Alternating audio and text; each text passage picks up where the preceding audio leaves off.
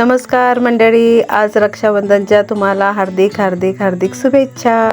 आज जागतिक आदिवासी दिवस पण आहे आणि जागतिक आदिवासी दिवसाच्या तुम्हाला हार्दिक शुभेच्छा।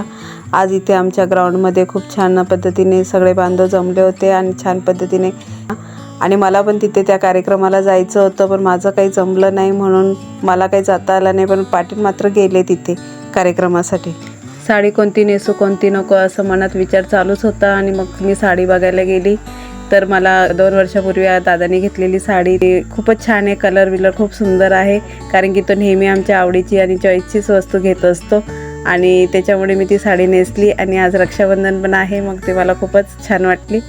आणि आता आईचा पण सारखा फोन येतोय, आता शहापूरला जाते आणि भेटू आपण तिथेच आई शहापूरला।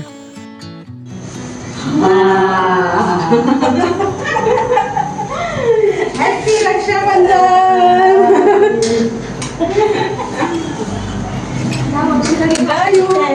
छोटी क्यों आली बा? हॅपी रक्षाबंधन।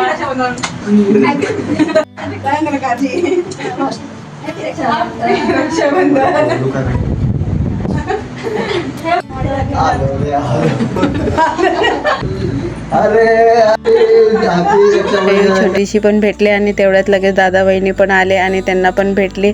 वंशवेद पण आला, त्यांची पण पापी घेतली, खूप मोठे झालेत, मस्त गोंडसच वाटतात।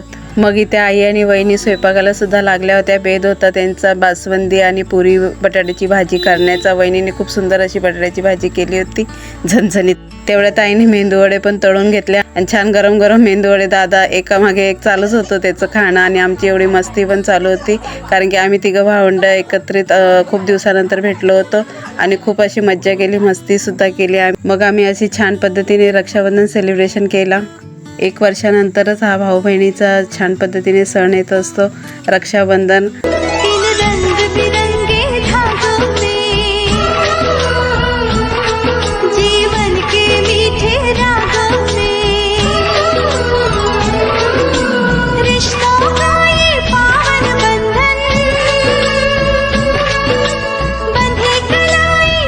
इथे आम्ही दादा आणि मी मस्त गप्पा मारत फोटो पण बघत बसलो होतो। एका साईडला प्रफुल्ल, जय आणि पूजा यांची तिघांची मस्ती चालू होती।